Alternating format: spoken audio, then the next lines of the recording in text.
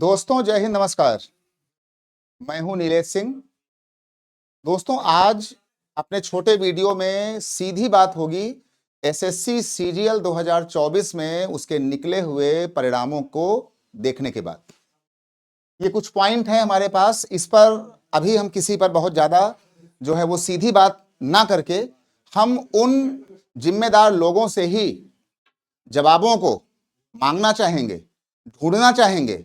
बच्चों से जवाबों को हम चाहेंगे कि सबसे पहले कि क्या एसएससी सीजीएल 2024 क्या स्कैम के घेरे में है या नहीं है।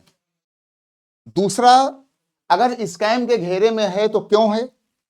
आखिर बहुत सारे बच्चे, पूरे देश के बच्चे इस स्कैम को लेकर सीजीएल 2024 पर एक बहुत ही बड़ा सवालिया निशान खड़ा कर रहे हैं। उसके दो पॉइंट हैं।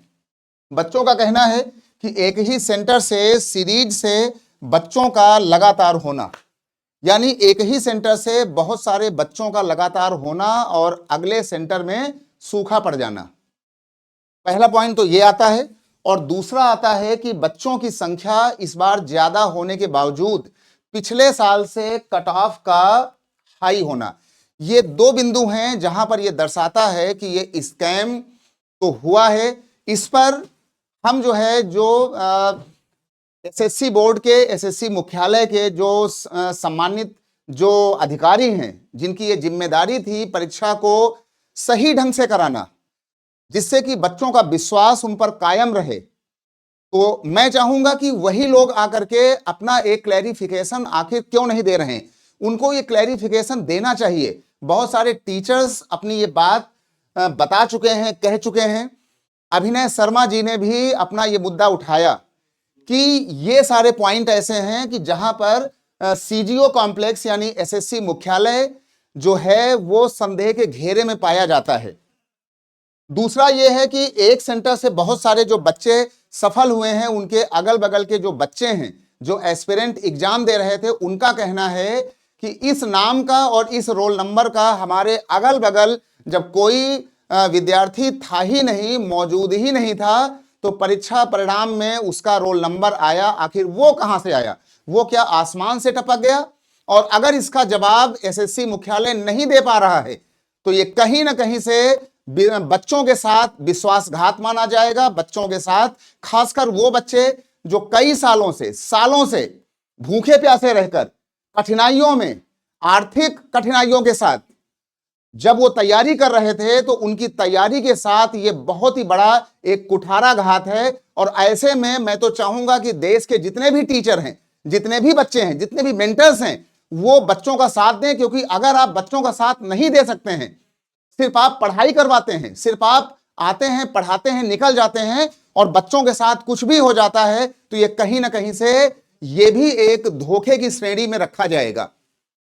हमारे इन सारे सवालों का जवाब हम चाहेंगे कि कमेंट बॉक्स में सारे टीचर्स, सारे बच्चे, हमारे साथी मेंटर्स जो भी ये वीडियो देखें, जब भी ये वीडियो आप तक पहुंचे, तो आप हमें ये जरूर बताइए कि एक ही सेंटर से सीरीज में इतने सारे बच्चों का होना, क्या ये कोई स्कैम नहीं है?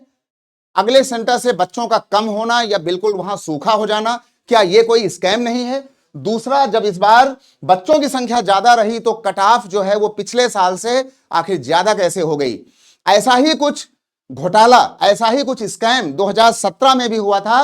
तब हम सभी लोगों ने, सभी हमारे साथी मेंटर्स ने, लाखों की संख्या में बच्चों ने सीजीओ कॉम्प्लेक्स दिल्ली में, इलाहाबाद में, लखनऊ में, पटना में और विभिन्न क्षेत्रों में, विभिन्न राज्यों में लोगों ने धरना दिया था। और उस समय जो है वहां के जो चीफ हुआ करते थे सीजीओ कॉम्प्लेक्स के, एसएससी मुख्यालय के, वो खुराना जी थे। और हम तो ये चाहेंगे कि वो सारे बच्चे, वो सारे लोग 2017 और 2024 को एक साथ जोड़ें। क्योंकि अगर ये घोटाले होते रहे और अगर हम बच्चों को सही ढंग से अगर सेटिस्फाई नहीं कर पाएंगे, तो फिर हमारा ये परीक्षा कराने का आखिर मतलब क्या है? ये तो सिर्फ एक मखौल उड़ाया कहा जाना चाहिए इस परीक्षा को। इससे आपने बच्चों को दर्द दे दिया, इससे आपने बच्चों की मेहनत पर पानी फेर दिया। बहुत सारे बच्चे हैं पूरे देश के जो तैयारी करते हैं, कठिन हालातों में तैयारी करते हैं, लेकिन वहां बैठे जो जिम्मेदार लोग हैं वो तनिक भी, 1% नहीं सोचते हैं। जबकि 2017 में बहुत ही बड़ा स्कैम सामने आया था। बहुत ही ज्यादा स्कैम आने के बाद पूरा प्रश्न लगा था। ये बात देश के सारे राजनीतिक लोग, पक्ष के लोग, विपक्ष के लोग, सरकार के लोग, सरकार के अपोजिट जितने भी राजनीतिक लोग थे, सामाजिक लोग थे, पढ़े लिखे लोग थे, बच्चे थे, टीचर थे, सभी के संज्ञान में आया था। लाखों की संख्या में कई कई दिन तक, महीनों तक हम सभी लोग सीजीओ कॉम्प्लेक्स में रात के सर्दी के दिनों में वहां पर खुली हुई सड़कों में हम लोग पड़े रहते थे, है ना, केला खाकर, ठीक है, पूड़ी और छोले खाकर, मिला मिला नहीं मिला नहीं मिला, लेकिन हम लोग बच्चों के साथ थे। और हम तो आज भी बच्चों के साथ हैं कि अगर ये जवाब एसएससी मुख्यालय नहीं दे सकता है तो ये परीक्षाएं कराना बंद करिए, ये धोखा देना बंद करिए और ये फर्जी का नाटक करना बंद करिए। मैं प्रधानमंत्री नरेंद्र मोदी जी से ये गुजारिश करता हूं कि यूथ के साथ धोखा करके आप किस भारत की बात कर रहे हैं, आप किस जो है सोने की चिड़िया की बात कर रहे हैं, जहां का युवा ही सेटिस्फाई नहीं होगा परीक्षा प्रणाली से, सरकारों की जो परीक्षा एजेंसियां हैं उनसे, तो फिर कैसी परीक्षा और कैसे उनके सपने और कैसे उनकी सपनों की यादों के सहारे वो बच्चे जिएंगे।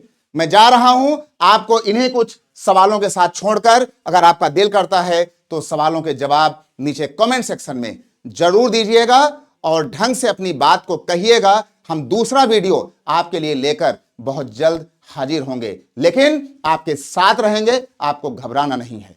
जय हिंद।